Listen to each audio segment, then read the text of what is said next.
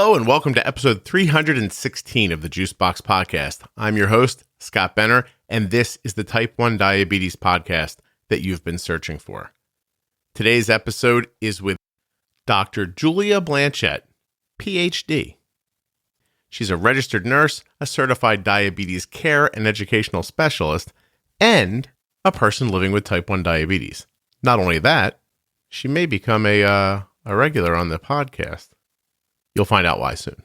Today's episode of the Juicebox Podcast is sponsored by Omnipod, the world's greatest insulin pump. It's tubeless, no tubing. What does that mean to you? Well, it's easy to find out because you can get an absolutely free, no obligation demo of the Omnipod sent right to you by going to myomnipod.com/juicebox. Today's show is also sponsored by the Dexcom G6 continuous glucose monitor. You want to be able to track your blood sugar in real time without a finger stick? Get the Dexcom G6. Head over to dexcom.com/juicebox to find out more. As I said in the cold open, Julia has type 1 diabetes. She's also a CDE, even though, they're starting not to call them CDEs anymore. Julia has a PhD as well, and her focuses for her dissertation are of great interest to me, and I think to you as well. So check out Julia today. I think you're going to like her, and I think she's going to be back. While you're listening, please remember that nothing you hear on the Juicebox Podcast should be considered advice, medical or otherwise. Please always consult a physician before making any changes to your healthcare plan, becoming bold with insulin, or, walking outside during this coronavirus thing. While we're all locked up in our houses, I'm going to be holding some Zoom meetings for people just to check in and chat with others. The first one's going to be March 26th at, let's say, 3 p.m. Eastern Time. Okay, March 26th, 3 p.m. Eastern Time. You'll be able to find links. Where are you going to be able to find links? On my Facebook page and on Instagram and Twitter. 3 p.m. you can come by and chat. Just listen. You can show your face. You don't have to. Just going to be like a little support group for people with type 1. While we're all locked up in our house. First of all, we're recording, and I'm going to apologize to you for, you and I had a full and complete conversation that I made you wait months and months and months to actually hear. And then it turned out I had recorded my voice and not yours. The third time I've done that in 5 years. So not feeling too bad about it, but I did enjoy speaking with you. So I thought, let's do it again. I mean, it was pretty fun. So I'm back. We'll be able, and plus there's other stuff to talk about now. So we'll do a little, a shorter thing about you, and then we're going to talk more about what's going on in the world. Perfect. That makes sense. All right. Perfect. So how old are you right now, and what is your name? I am almost 28. In a week, I'm 28. So I guess I'm 27 and almost 28. And my name is Julia. And I was going to say more, and you didn't ask me to say more. No, so look, you don't have to follow the instructions that closely. Why are you so accomplished at 28? What happened to you as a small child? Did someone impress upon you needed to work really hard or something like that? So I was diagnosed with type 1 diabetes when I was 7. Mm-hmm. And I had a really amazing support system, mostly my mom, who always advocated for me and helped me learn how to advocate for myself and show me that I wasn't going to let anything stop me. And I think that really has led me to become who I am. And you just got a degree, right? Like what did you just accomplish? So I just finished my PhD. So I have my PhD in nursing science, and my area of expertise is financial stress and psychological symptoms in young adults with type 1 diabetes. So hold on a second. Wait, that seems like a lot. Explain that to me. What was that degree in? So I have a PhD. So if you actually look at my degree, it just says Doctor of Philosophy. Okay. But then people are always like, well, what's your PhD in? So then I say, well, it's nursing science. That was technically my major. But then people are like, but then what is it really in nursing? Mm-hmm. So I gave the full answer. And give it to me one more time, slowly. So I have a Doctor of Philosophy, or a PhD, in nursing science, and my area of expertise is in financial stress factors, psychological symptoms, and self-management outcomes in young adults with type 1 diabetes. Are you the only person who has this degree in the whole world, or were there other people in the room with you? So I'm the only person who's defended this dissertation in the whole world, Okay. but there's other people who have PhDs in nursing science. So when you are tasked with your dissertation, what led you to choose those focuses? Yeah, so that's an amazing question. So I'm very good at this podcast thing. That's why it's such you're a good question. so good at the podcast thing. I just want to get that out of the way up front. So when I graduated with my bachelor's of science in nursing, so my BSN, that's what would have allowed me to take the RN exam. I worked at diabetes camp for that summer, and I was the counselor and training nurse. So I spent the whole summer with 16-year-old young girls or young women, and it really opened my eyes. So I worked really closely with some amazing now young adults who have overcome a lot. But at the time, I just saw all of the psychological stressors they were facing, and it really was eye-opening to me to realize that I had an amazing support system, and I really haven't had a lot of barriers psychologically with managing type 1 diabetes, but it's not like that for everyone. Yeah. So that was the first really important thing that I noticed as a clinician for the first time, that I wanted to then bring research in to figure out how to solve problems. So I went into my PhD saying, I want to figure out better support systems for adolescents and young adults with type 1 diabetes. And then at the same time, I was going through the transition from pediatric to adult diabetes care, and I was kind of just thrown, for lack of a better word, onto the adult side. I went to see my pediatric endocrinologist in a different state. And so when I was seeing my adult endocrinologist, like 500 miles away, my pediatric endocrinologist, who was amazing, just didn't really know who to connect me with. So I was nervous to make it my first adult appointment. And when I made it, it was really discouraging. So then I was like, wow, so there's all of these adolescents that don't have a lot of psychosocial resources and have a lot of psychological barriers. And then they have to go into this transition that is awful. Right. So that was the next piece of what I wanted to look at. And so first half of my coursework during my PhD, so that was like a year and a half, I was set on trying to find better ways to smooth the transition from pediatric to adult diabetes care by making sure that these adolescents and young adults had better psychological support. Okay. And then January 1st, 2017 happened. And that's the day I painted my bedroom. Well, that's amazing. Yeah. That's not what happened to me.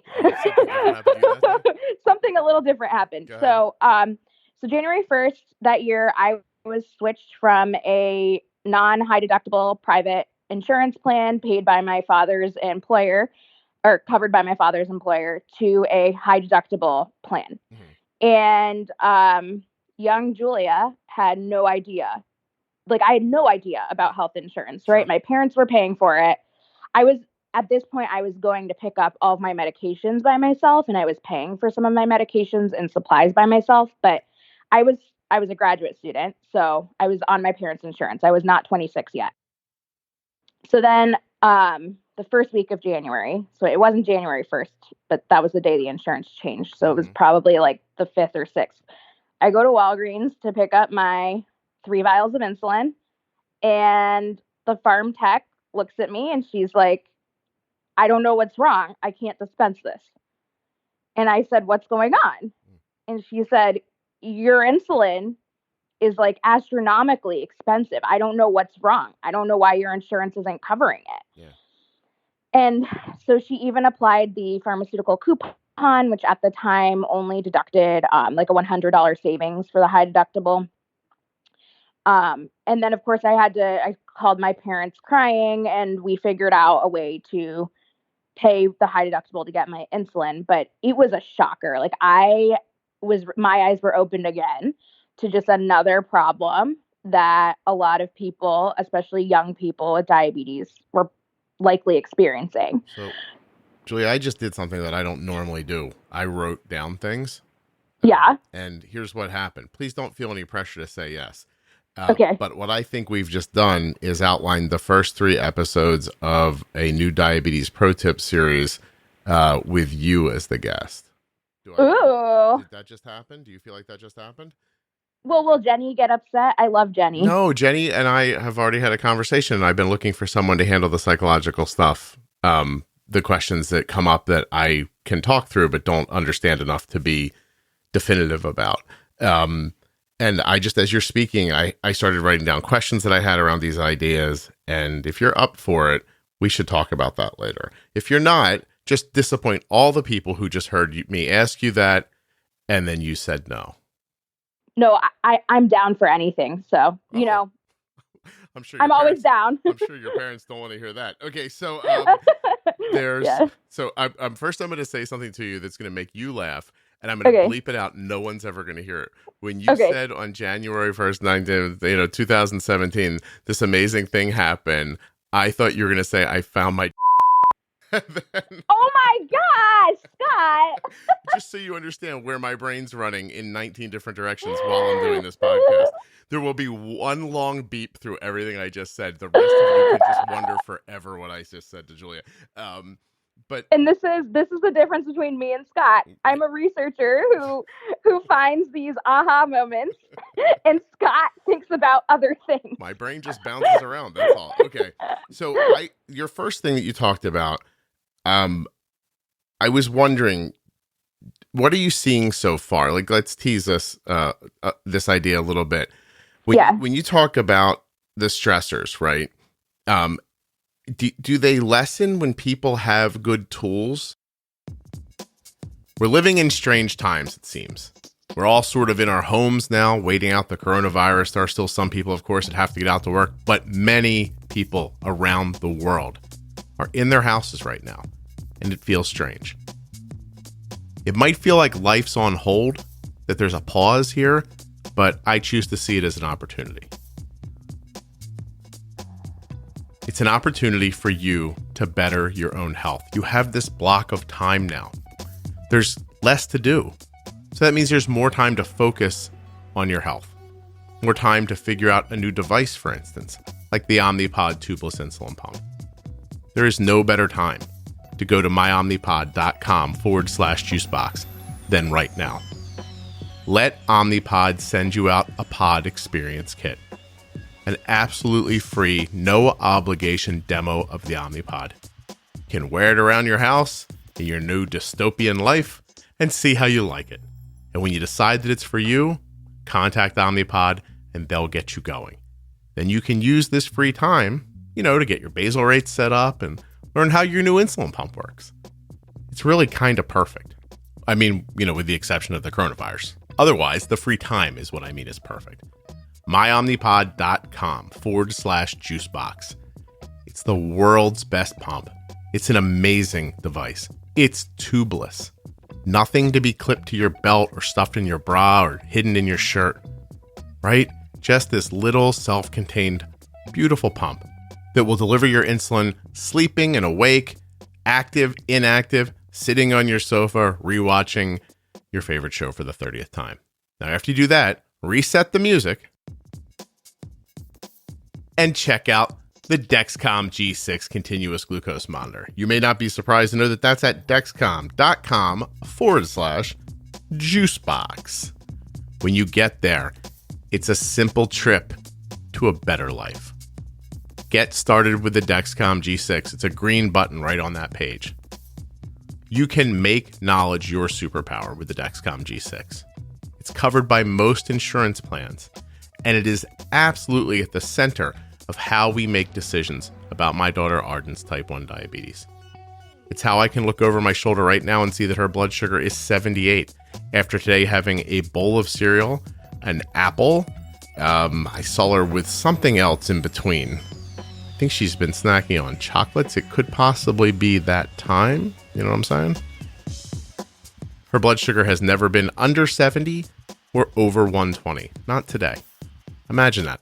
Frosted Flakes and a 120 blood sugar. I get to that courtesy of the information that comes back from the Dexcom continuous glucose monitor. You absolutely owe it to yourself to check it out. 0 finger sticks, customizable alerts and alarms, smart device compatibility for Android and iPhone. You can share your data with followers, right? Your mom, your dad, your sister, your brother, your best friend. They can see what your blood sugar is. And it's indicated for children 2 years and up. Come on. Dexcom.com/juicebox. Get in there. Get in the fight. Look at this text I'm getting right now. I swear this just happened. Hey, Dad, I'm going to have some sherbet. Look at that. No worries. Just sherbet. Dexcom. When you talk about the stressors, do they lessen when people have good tools? So that's a really good question. Mm-hmm. I'm going to preface this by telling you, so I can only talk about what I have published from my dissertation, but I can also tell you what I've seen clinically and what I know just from other researchers.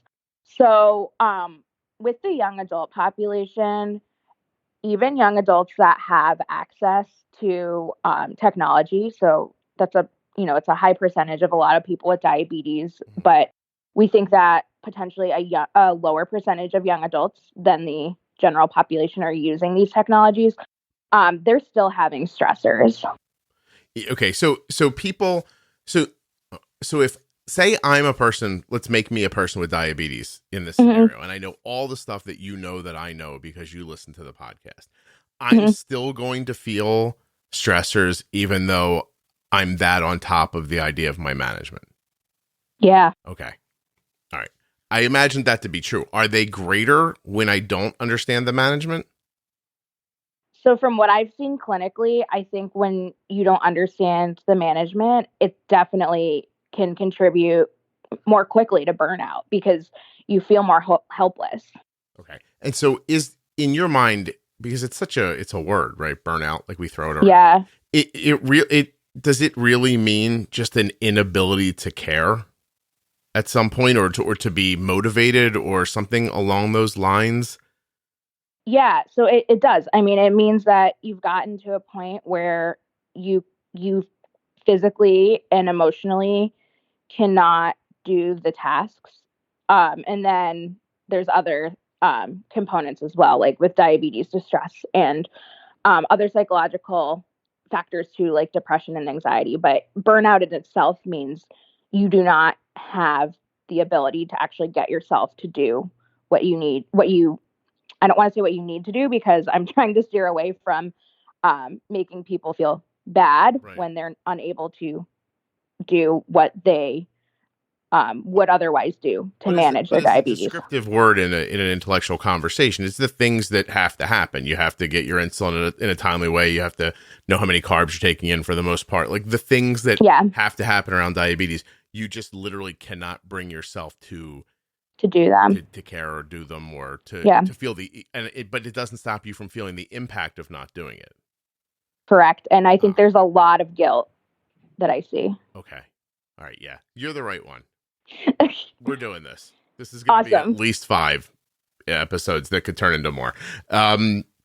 See, it's a good thing that my recording thing didn't work because I never would have had this idea otherwise. It was the different way that you described your PhD this time than the last time that made me think, oh, this is the right person.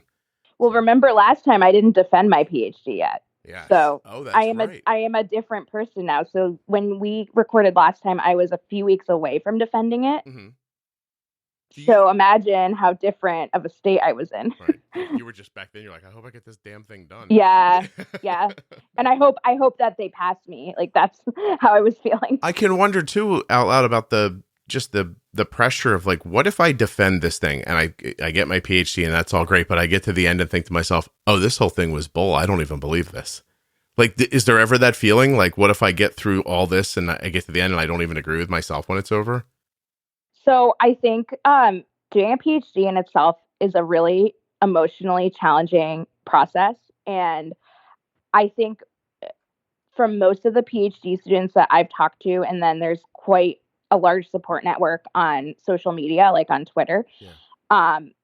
I think all of us just feel so burnt out by the end of it that it's like you just want to get it done. And like that's the main thing you're thinking about. Mm-hmm. But I was so lucky in the fact that I had this, and I'm going to be honest, like most PhDs, you just try to get your dissertation done.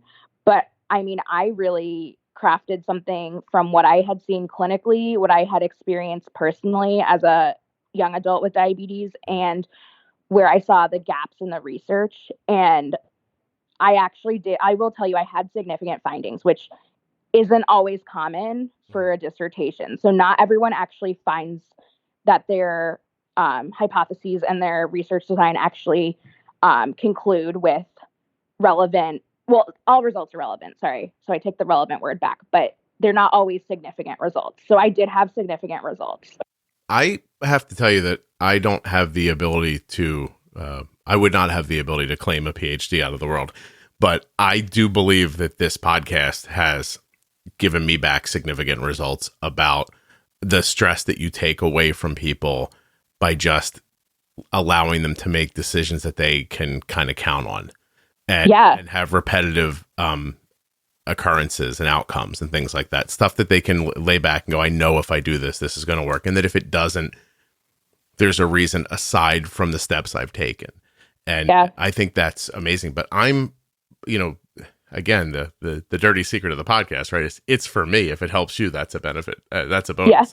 Yeah. I'm thinking that what you and I are going to talk about is going to help me. And I'm already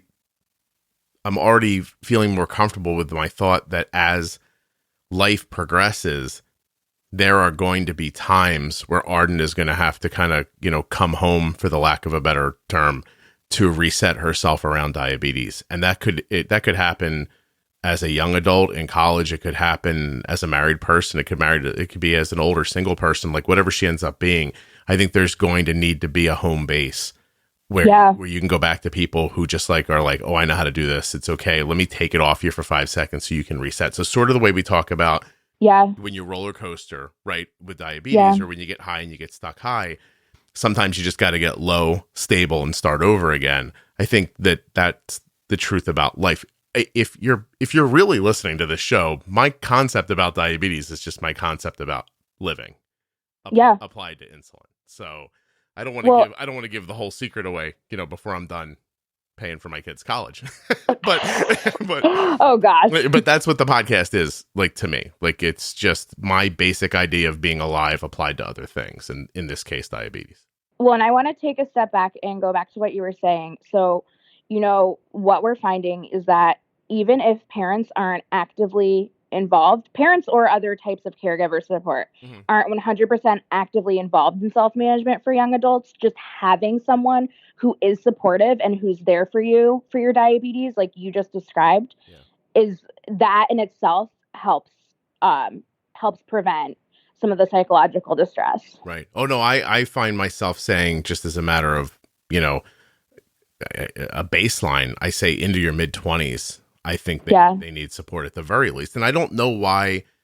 I mean, there have been times in my life, in my 20s and 30s and 40s, where I've had the thought, like, I got to go find my mom. You know what I mean? Like, well, and it's the same thing. So it's this whole like developmental stage of emerging adulthood. So it's not only when one's taking on diabetes self-management and experiencing how that is, but it's, the typical developmental process when you do need to lay on others, especially people who you've depended on your whole life for support in certain situations.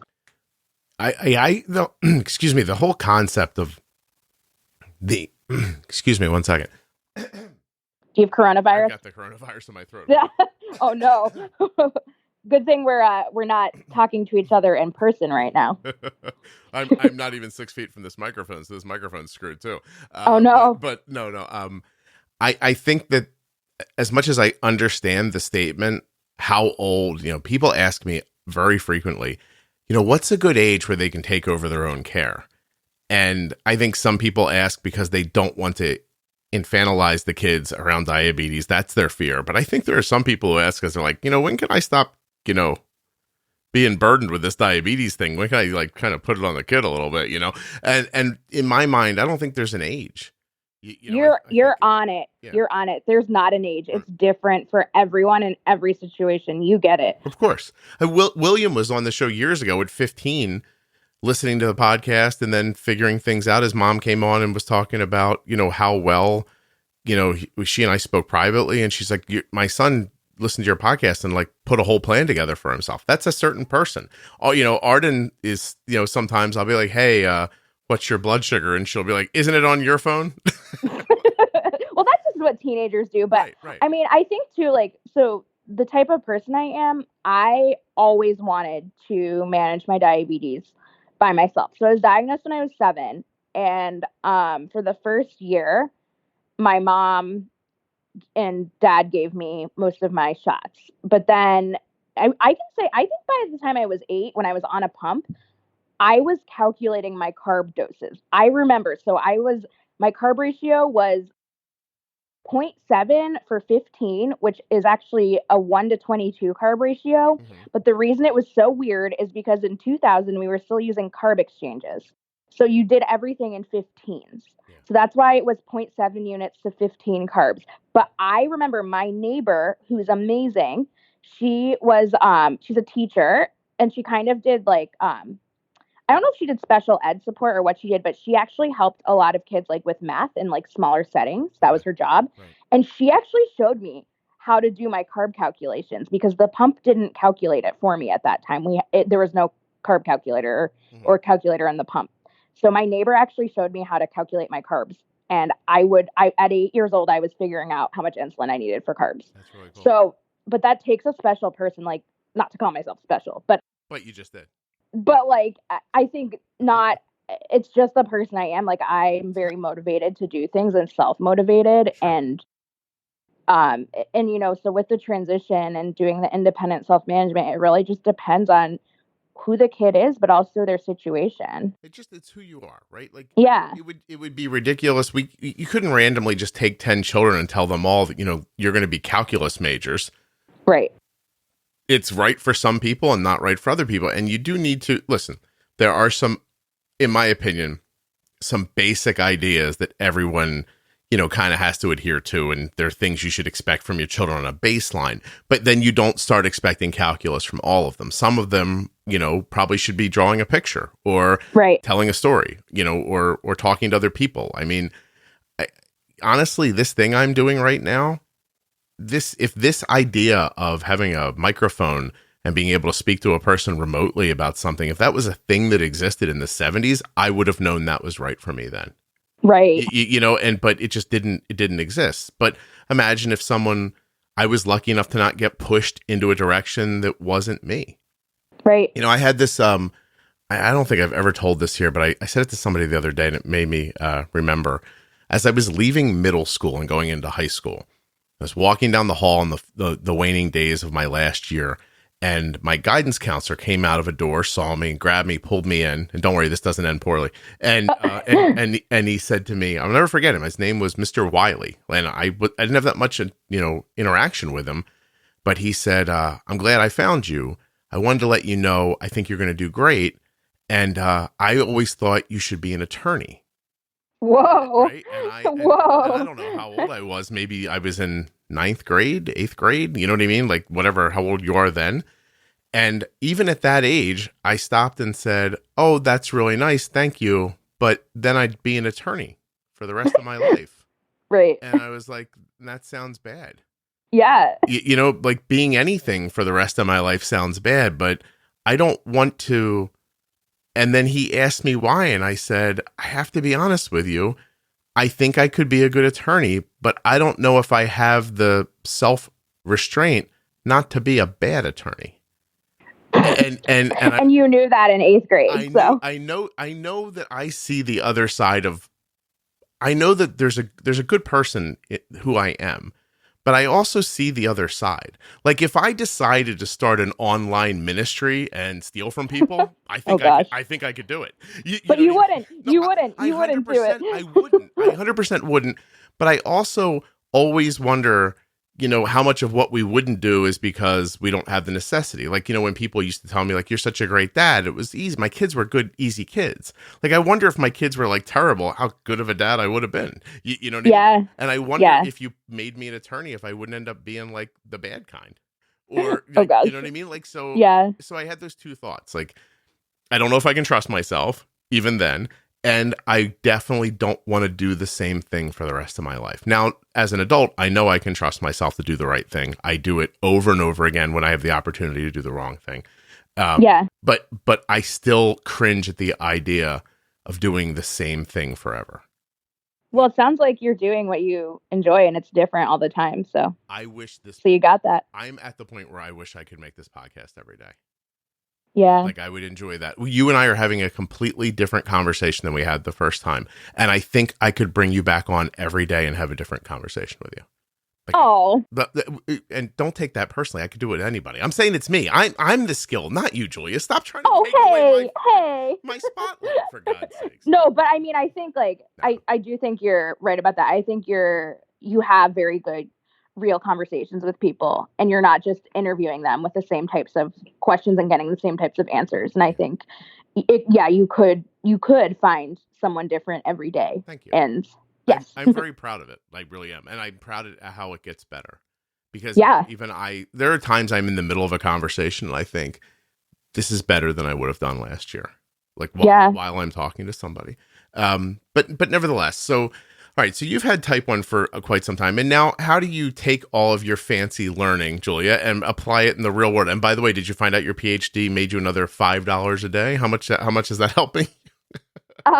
You want to know the real answer? Not a lot. Nothing more right now. Congratulations. So thank you. Yeah.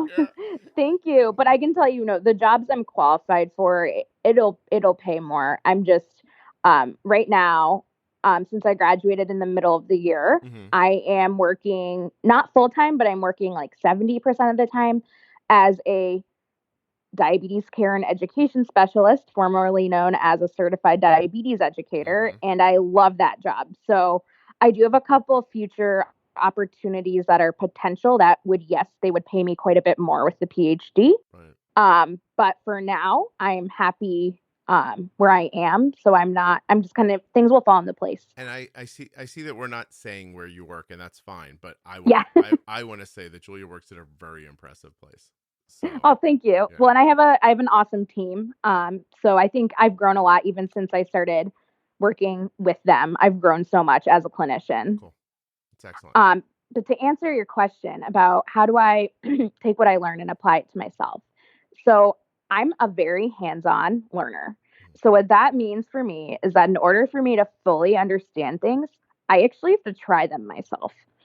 So a lot of times I find myself doing these self-diabetes, self-management experiments before fully taking the knowledge I know about it into practice.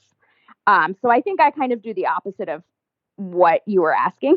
I kind of try it on myself first, and then I apply it in practice. But when I'm trying it on myself, I definitely take a lot of time to stop and look at my patterns and figure out kind of what's going on as it's happening. So I do take a lot of time to understand all the different factors that are impacting me and what changes I can make. And that I learned from working with patients, right? So I'm telling them to look at their data and think about everything they're doing and think about all the factors. And I have applied that to myself. So how many people do you meet? What's the ratio, I guess, is my question, of people who you look at and think this is going to work out for them versus people who you look at and think this isn't going to work out for them? So you asked me this question last time and I have the same answer. Okay. I never look at someone and say this isn't going to work out. Okay. A more difficult road? Is that a more fair way to say it? Okay. So, and this is really weird timing. So I have to tell you, I've met one person in my years as a diabetes care and education specialist who really didn't want to be in my office and really didn't want to be talking to me. Okay. So that is the only example of a person where I'm like, this person is going to have a difficult time because they don't even want to learn. Adult learning, since I work with adults, is a lot. It's a lot of the person wanting to learn themselves and applying it to what's relevant for them. So I try to shape all of my education sessions to the person and to what their needs are and to what's relevant to them. So I kind of go in with what can we make work for them opposed to what won't work for them. And that's just my frame of thinking. That's the same thing we were just talking about, really, with like parenting or diabetes or any of that stuff. Just like molding it to people. So then, all right. So then that's a great answer and makes me realize I asked my question incorrectly. That's okay. How many people? Let's start here. How many people have type 1 diabetes in America? 1.5, Dr. Julia should really know the answer to that, but it changes so frequently. I believe, isn't it 1 million, 1.8 million, something like that? 1.5 coming up on 2 million people. So my question then is, how many of those people are significantly underserved with information and support? Like are you seeing the ones who have insurance who come, you know what I mean? Like I always try to imagine who it is we're not finding. So that's okay. So that's a really good question. So in my current practice, we do take people who are on public insurance, but we don't offer like free services to those who do not have insurance. Mm-hmm. But even that being said, I mean, I get people every day that are like, I'm so happy I met with you.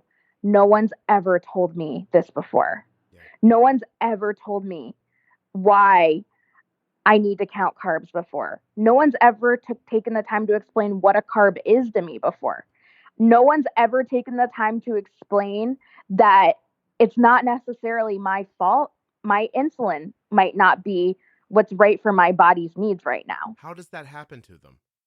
Because they know they have diabetes and they have tools in their hands. Somebody saw them at some point, right? It's like, I have to say, I would say with 80% of my patients, they feel like they're doing something wrong, and then I always, I take the time to provide them the education they deserve, and it's really shocking. I mean, yeah, I think now that I'm talking about it and thinking about it, it is really shocking that so many of them just don't ever get the education that they need. But I think a lot of it has to do with our healthcare system. So if you're diagnosed in the hospital, this is nothing against inpatient diabetes management or educators. It's very different. And they have to kind of put out the fires and just explain to you, okay, you need insulin, you need to prevent lows. Like that's all a person has the capacity to learn when they're inpatient. Then we're handling it wrong then. Because the truth is, this podcast shouldn't need to be popular. Right. Do you know what I mean? Like there is a very easy way to put it out of business. It's just have people educate better at the point of contact. Well, so I think though, just from, I obviously didn't get my whole family got education at our point of contact. Mm-hmm. And I think my mom would have a lot more to say about how she felt overwhelmed opposed to me, who was running around the hospital in hospital socks, dancing with my friends, not feeling very sick. But I think now that I've had friends my age that have been diagnosed with diabetes and have been in the intensive care unit in DKA, like it's really, you can't provide, even if you try to provide the education needed at that point in time, people don't have the capacity because they're so overwhelmed with their diagnosis or they're so sick. So I think the key is getting them to diabetes education when they're out of the hospital, but that doesn't happen because, it can say that on the discharge orders, or they might be at a smaller community hospital that doesn't even have diabetes education, right? Or they might be at a hospital and live far away and they might not have access to an educator. So I think there's still a lot of barriers. And then if you're overwhelmed and you just went through all of this, this new diagnosis and this hospitalization, I don't know, I would show up for diabetes education, but maybe other people still feel too overwhelmed to. So there's just a lot of factors. It's a really complicated I'm going to say something that's going to sound pompous for a second. Okay. Okay, go. I think that if you could, obviously there's a lot of pie in the sky here, but if you could bring me to your institution and let me talk to 10 people in the first 3 days of their diabetes diagnosis, and I would need a half an hour with them and then a 20-minute follow-up, I think I could do it. I think there's something about connecting with someone else who has diabetes in a light that's not medical, right. and a light that's like, I'm a real person. But I also find that that's why patients appreciate me, because part of my strategy is showing them like I do understand, or sometimes I don't understand. But if I do understand, I let them know, like, hey, like here's what I found helps me.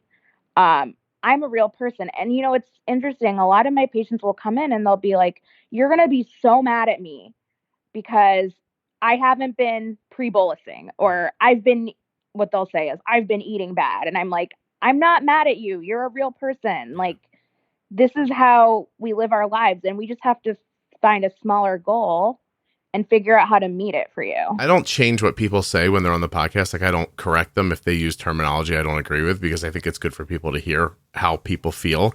But I'm always like shocked when someone tells me they're a bad diabetic. Like I know. It's just showing how guilty people feel. Yeah. No, I know. It's a problem. It is. Okay. All right. I'm going to hit two things, right? And because I've messed you over so badly with your episode, yours is going up very soon, so I can be. Oh, should I trust you or no? I don't know if you can trust me, but I have good intentions right around this. So I want to talk to you about, and you're gonna have to help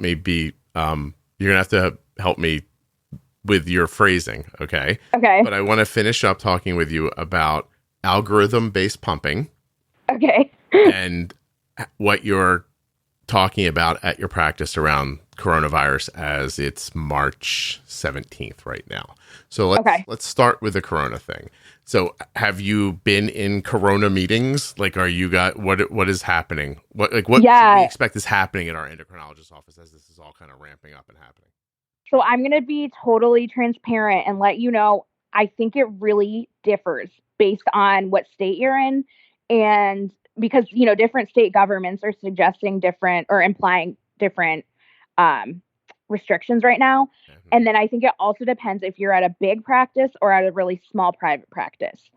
So I can tell you at my big practice, as of March 17th, we are not closed. We are trying to limit in-person contact, though. Okay. So, and that's another thing. So like if your practice doesn't have virtual visit capability, or you have state law restrictions on that, that might be a barrier. That being said, I'm saying this on the morning of March 17th. Later today, there could be some sort of law passed that waives those restrictions. So it's a very fluid situation, but I think you don't expect that you can't contact your endocrinology or your diabetes practice, because we're all making arrangements as of March 17th that you can contact us and that we can somehow get you what you need. So I've seen some practices doing just telephone consults that don't have the virtual capability. I've seen other practices that are just waiving fees for the time being and then figuring it out later. So don't feel like we're not available. As of March 17th, we are. We're just, a lot of us are trying to limit the in-person contact. So you're further in off of the coast. Not a lot, but you still are. And it's very funny as I saw like speaking engagements getting canceled. Yeah. I had one in Wisconsin and they were like, everything's fine. I'm like, are you sure? Because I don't think my son's going to college anymore. Like, you know what I mean? Yeah. And they're like, no one's talking about it here. And I remember I said to Julia in Wisconsin, I said, give it 2 days. Yeah. And sure enough, 2 days later, it had bled, you know, the virus had spread towards the center of the country a little more. And so it's happening. It is interesting how we like to wish for what we want to happen. You know, when you start seeing what's happening in Seattle and New York and these other things, to think it's not going to continue on is just like that's just hopeful, in the Yeah. wrong way. So it's coming towards everybody. And it's, so are you looking at telemed?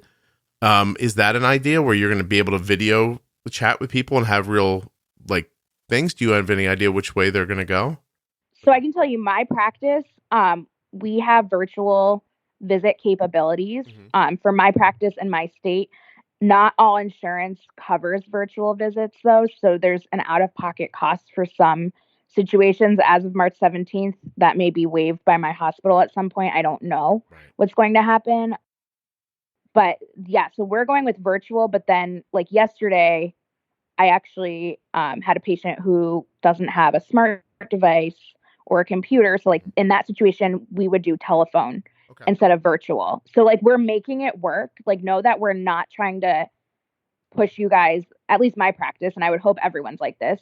We're not trying to limit your resources. Like we know you need your resources still. Right. So don't freak out. I would always call your practice or your provider to see what they're offering at this moment. Because it's going to change pretty readily as this. It's going to change, yeah. On. And this is, my best guess is this is going to go on for a number of months probably. So yeah, as a healthcare provider and a researcher, I would say it's not, we don't really know when it'll stop at this point, but expect at least for the next month to 2 months. Yeah. No, I think 8 weeks is the bare minimum we're going to see. Yeah. That's what it seems like the experts are kind of directing towards. So it's not going to be over quickly. And, I think this probably is, unfortunately, I don't think this is the first time we're going to be hit by a pandemic either. Right. So I think we're learning a lot from this experience, especially as healthcare providers. And I think we'll be much better equipped for next time, because right now we're just doing what we can. We're just adjusting as needed. Yeah, I completely agree. Yeah. So have you met or heard of anyone with type 1 who has corona yet? I have not. I'm waiting for it to happen, since I feel like I have a million friends that all have diabetes. So yeah, I don't know anyone who's been diagnosed with it yet. That being said, I'm sure, yeah, it's coming, and I'm sure someone's had it. But, as someone with diabetes, it is really important to know that if you have any type of complications, or your blood sugars are running higher, not blaming anyone for either of those things. I know a lot of people have circumstances where that's just how you have to live. But if you're in one of those situations, know that you could be at higher risk of contracting it. If you have well-managed diabetes, for lack of a better term right now, and you don't have complications, you're not necessarily at a higher risk of contracting it. But with either situation, like with any type of illness, you are at higher risk of going into DKA or getting ketones or having dehydration or hyperglycemia from contracting an illness. So we all just have to be careful. Right. And I just recorded an episode that I put up today. I just recorded it last night with Dr. Adam Nadelman. He said the same thing. Just in general, the better health you are in, aside from diabetes, just in any way you can consider, the more capable your body's going to be of fighting off a virus, or, or maybe, I'm not saying keeping you from getting it, but it might make it more difficult for you to get. It might make it more difficult for it to thrive in you. Just in general, your quality of your health has a lot to do with your quality of your ability to stay healthy. For sure. Yeah. I agree. Yeah.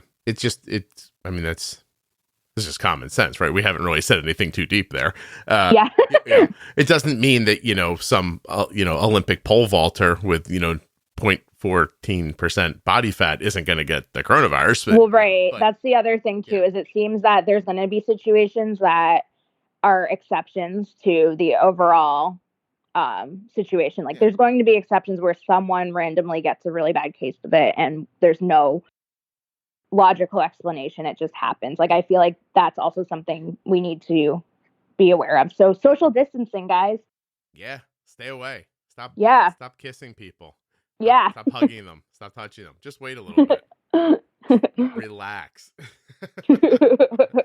That's hard right now. But. Well, so now the last thing I'm going to roll into because of your PhD, if nothing else, is what about people who are already sort of naturally anxious or, Yeah. depressed or worrisome. Like I have, I don't want to say who it is, but there's someone that I know who, sort of suffers from some, mental health issues. And you can already see that person bubbling over, trying to think their way through this Yeah. So I think at this time, so social isolation in itself can contribute to even greater feelings of depression and anxiety and isolation, right? And then just the angst that the rest of the world has right now can also contribute. So anyone that has already has a mental health diagnosis, they're already at higher risk of they're being put in an environment right now that's going to exacerbate their symptoms. So keep that in mind. And I think just like with diabetes, don't assume that your mental health care provider is closing or not available. Like I'm telling you, everyone is making resources available. I also know in general, telemedicine and so tele and then virtual medicine for psychological resources are both increasing in popularity in general before this happened. Yeah.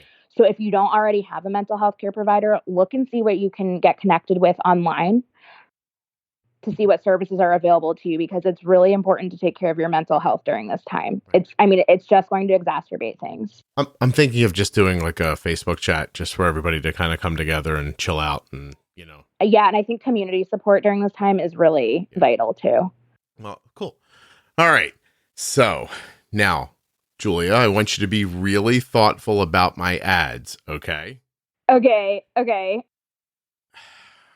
Oh boy. Okay. Jenny's good at this. This is a test for you, okay? Are you using an algorithm-based pump? I am. How is it working for you? It's fantastic. Good. So I was using a different algorithm-based pump before, which was also great. But more do it yourself? Yes, It was a little more. Yes.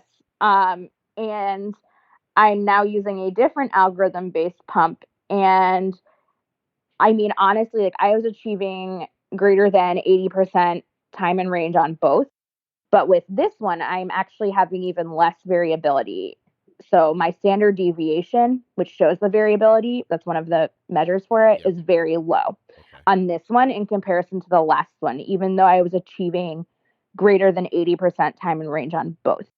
And on this one, my 90-day average for time and range is over 90%. What is your time and range set at? Your range, what is your range? So I am a diabetes care and education specialist. So when I read reports, I use the same time and range that we use as clinicians because that's how my brain works when I'm assessing. Sure. So, and also in the clinical trials, this would also be the way they've set time and range. So it's 70 to 180 is the way that providers look at time and range, and the way that we look at like ambulatory glucose profile outcomes and metrics. And then it's also how the studies for all of these devices look at time and range. Seems very reasonable. Yeah. That's excellent. I have Arden's obviously set at my goal, not from 70 to 120. Well, no, and that makes sense for you guys. Yeah. For me, so I actually have my high alert on my pump. On my device. It's a pump. That's fine. It's a pump. Okay. So sorry. So my high alert on my pump and on my CGM of choice, and that is integrated with the system, it's actually set lower than 180. Right. But just for my reports, I put it at 180. Every once in a while for the reports for Arden stuff, I just switch it down. I switch it back up to 180. And I'm like, oh my God, we're doing great. And then I push it back down. It's funny how pressure serves different people differently. Like I like to set it at 70 and 120. And when it says I'm out of range, even if she's 130 or 140, I like to know that 40% of the time she's not under 120 so that I can, it helps me think about how that happened. But I'm not impacted by it. Like for instance, last night, so Arden was home. This was her first day yesterday, at distance learning for high school because her high school got shut down. Right. And so I think she was maybe a little stressed out all day, and we had her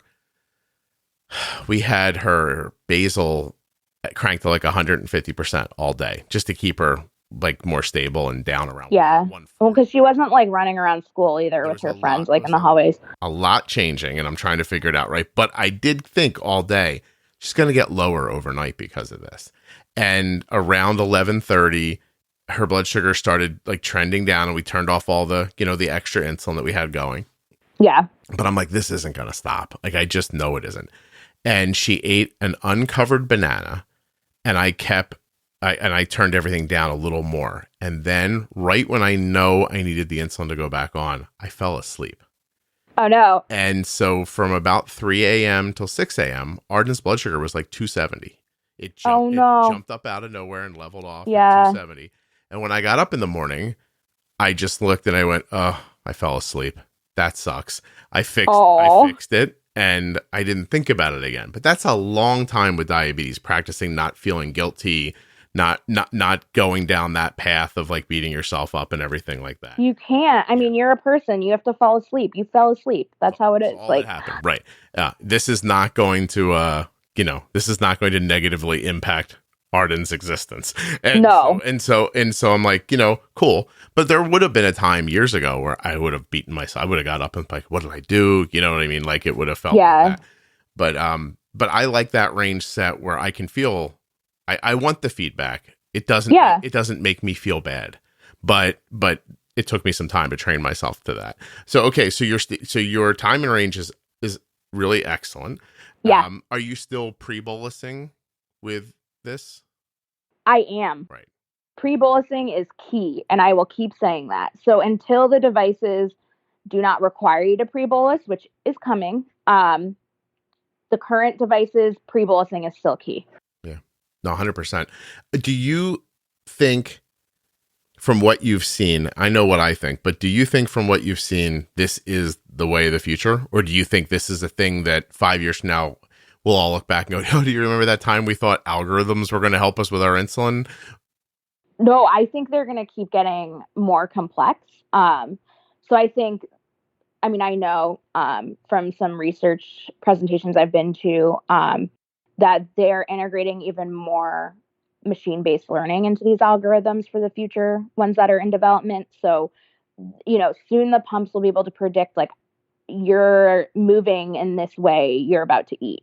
And then they'll be able to change insulin based on that. So I think the algorithms are going to be great. I think we're going to look back and say, wow, we needed like different types of insulin to work a little more efficiently in order for these algorithms to be even better. Yeah. No, I think improving insulin cannula technology, like little that's a big one too. Think about, right? Like those are the points that should be focused on right now. But I'm just going to say that I am looking very forward to the Omnipod Horizon coming out when it comes out, and I'm thrilled that there are other options for people.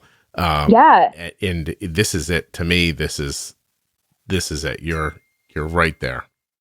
And I think they're just going to keep getting better. So I think the first couple that have been out here, like maybe we'll look back and be like, wow, that really wasn't as much of an algorithm as what's currently available in 5 years. But I think they're helping people so much, not focus so much on the little decisions that we have to make constantly. There's still obviously some psychological involvement with diabetes, but they're really reducing it. And I think they really are helping people achieve much better time and range. I do still think pre-bolusing is key with the commercial ones, though. 100%, yeah.